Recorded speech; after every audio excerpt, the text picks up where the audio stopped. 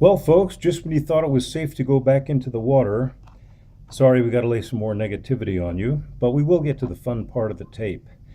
I wanted to talk about some things that we have seen, and you will be witness to some of the things that I was witness to.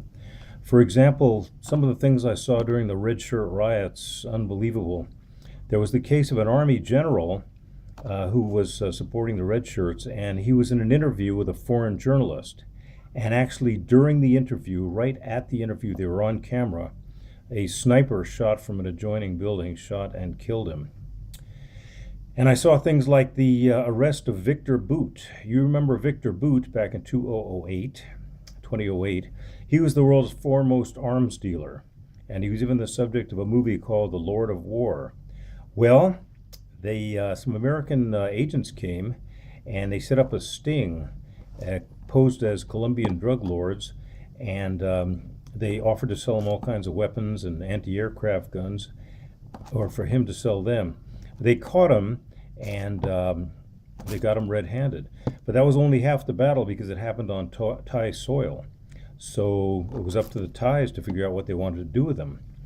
Well, Victor Boot, first of all, he's hard to handle. He's huge. He's got a black belt in every known martial art, has billions with a B of dollars at his disposal for bribery. And what's even worse is the Russians said, if you give up Victor Boot to the Americans, we're going to flood the South with weapons. And the war is going to expand greatly.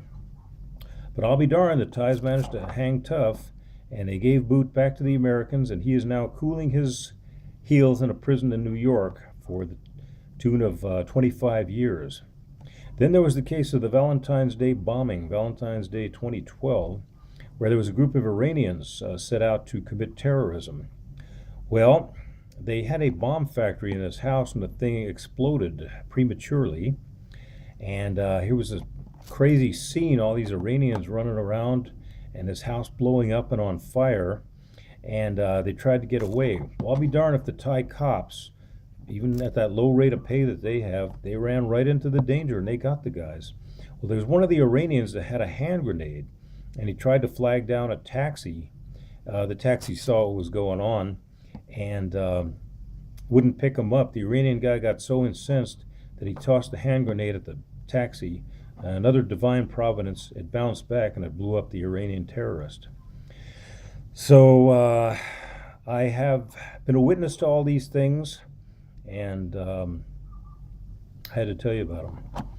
Now let's get into a little bit of fun here. We're going to address this really to my buddies and coworkers at CCL, although everybody can listen. It's a lot of fun. And want to ask the people at CCL, want to talk to you, see how everybody's doing, and also ask about some of the old gang. What about Paul Van Veen? What about Deborah Gould? What about Michelle Waddell? What about Angelique Gonzalez? What about John Hernandez? What about Tulam Vu? If I didn't mention your name, it's not because I'm not thinking of you. It's just that there's a lot of folks I want to talk to. I remember I heard that Tulam has a little girl. Must be, 6 years old by now? Man, time does fly. And like to talk to all these folks. One reason that I'm thinking about you guys is because we used to have a game that was a lot of fun. It was the Spanish word of the day, where what we would do is pick out the most insane, ludicrous word we could think of in English and try to get an insane, ludicrous word in Spanish. And Chris Shelton was in there. Armando Locano would get in there. We had Hanizia Downey would get in there. And it was a lot of fun where you just blurt out this crazy word. Belly flop, knee-jerk reaction, knucklehead, and then try to come up with another insane Spanish word. A heck of a lot of fun and a great way to learn some insane Spanish words, too. Well, we've got one here, too. It was going big with the expats, and where we'd go around and try to do the insane Thai word of the day. Now, the thing about a European language is even if you're speaking Spanish, it's different. But through all the European languages, there's at least some similarity. Even if it's English to Romanian, English to Danish, Italian to Swedish, Portuguese to uh, uh, French. There's some kind of similarity. English to Spanish has at least some similarity, a few words in the basic roots. But when you're dealing with an Eastern language, man, I mean, it is from out of the blue. So when you're playing the ludicrous word of the day game, you have got to know some insane words. We had some dillies, man. Pipe dream, hemorrhoid, black magic, vampire. So a heck of a lot of fun. Well, I wasn't doing too well in the standings, so I had to come up with a home run ball. And for some reason, I got this inspiration. I don't know where it came from. This home run shot to get myself back in the word of the day standings. And what it was I, for some reason, thought of doing the immortal junior high school Beans Beans poem. And I'm sure you can remember Beans Beans, and I'm sure you can recognize it by the rhythm of Beans Beans. So I did Beans Beans in Thai to get back in the standings. And it goes something like this. Beans is tua in Thai. It goes something like this. Tua tua, pua klam nua lai hua jai. Gin kama kwa tua tam tot makwa misabai dikwa. Rau henja tong tua tuk ahan. Thank you very much. It was a big hit, and it got me back in the standings. And I even came up with a second verse. It goes something like this. Tua tua, pola mai mi don tri. And pola mai is fruit, and don tri is musical, so you kind of get the idea of it. But anyway, it was a real stroke of inspiration, and thank goodness I got back into the standings. Thai is an interesting language, and it has this in common with English. We're both Bastar. Can I say it? Bastar. I don't want to say the whole word. Bastar. I can't say it. We're both hybrid languages. English, of course, is half Nordic, half Germanic and half Latin. Well, Thai is half Chinese and half Indian. As a matter of fact, that's what Thailand is. If you would put Chinese culture and Indian culture into a blender, the result would be Thai culture. So you have a lot of words in Thai that sound like Chinese. They're real short kind of words. Smile is yim. Water is nam. And here's one you hear a lot in sports. Ying. Shoot is ying. So ying, he shoots. So we got these short Chinese sounding words. Then you have long Indian sounding words like public park, like Balboa Park, Suan Satarana. And a monument, like a historical monument, is Anusawari. And accident is Ubati Het. Good night, Ratri Sawat. So you have these long, long Indian words. It's quite interesting. And it's a hybrid language. One thing you get a kick out of here is the Thai names. Oh my God, these names.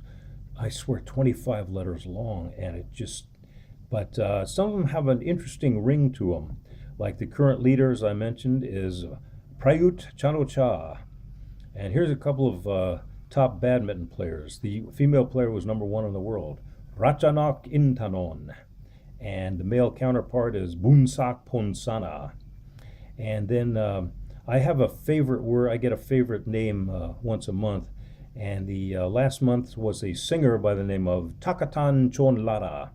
And this month we have a new guy, and his name is Pisit Lilawachirapos.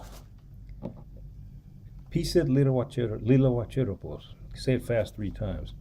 So the names have a funny ring, and God, they gotta be 25 letters long. My name in Thai is Benjasiri, named after a park called Benjasiri Park. So Thai is interesting in some ways. The Chinese part of it, it's a lot of fun because it's a rebus language, and that is the object that you're trying to portray is just what the word says it is. So, for example, a fan, like a cooling fan on a table fan to cool you off, is blows wind. That makes sense. Thunder, here's kind of a dramatic one.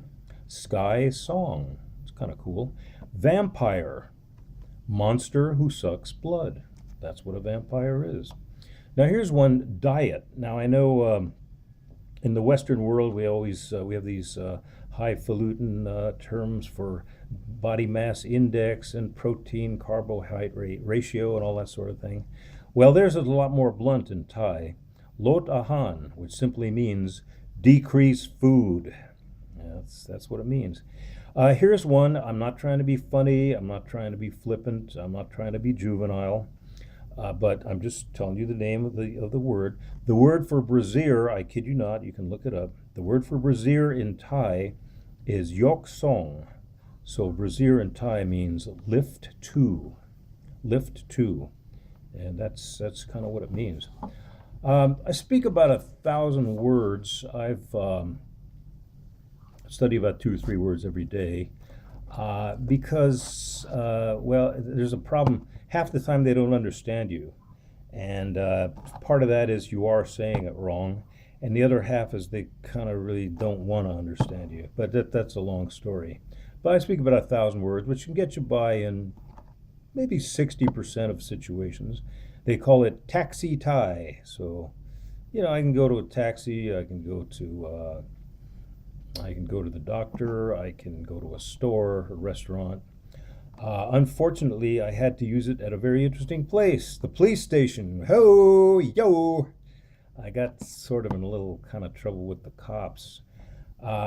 So the first part, you play it, is there a problem, officer? But then if they see you're not 100% idiot, not a total schmo, and you can speak some Thai, it kind of helps. The situation was this. Thailand, it's a tropical country, and they have an expression, mai pen lai, which means no big thing, don't worry about it. Well, that extends to the buses. And the buses can pick you up if they feel like it, or they can pass you by if they happen to feel like it. Maybe the guy is running off schedule. Maybe the guy is not in a good mood. Perhaps he doesn't like your looks. He can stop at the bus stop and pick you up, or he can breeze right by. Well, it was one night I wanted to get home, and I saw the guy in the street. He was going by. He saw me. I saw him. The guy breezes right by me. So I was infuriated. He got up to a red light, and I ran up to the red light, caught him there, and I pounded on the bus windows. Well, I didn't break the window, but I did spider web it. So, they were kind of shocked. They told me to come on board, and then I was the one who was shocked because they drove me not to my destination, but to the nearest police box. Yo! So the cop gave me the international, come on down, son, we want to talk to you sign. Took me to the police station. And they were pretty cool. They said, heard me out, and they said, well, I understand you're upset about it, but you did break the guy's window, so you owe him $60. It's kind of instantaneous justice. So luckily I had the money and paid him. But by knowing some Thai, it helped a little bit. They saw that I was a fool, but not 100% schmo. So you learn a little bit of Thai.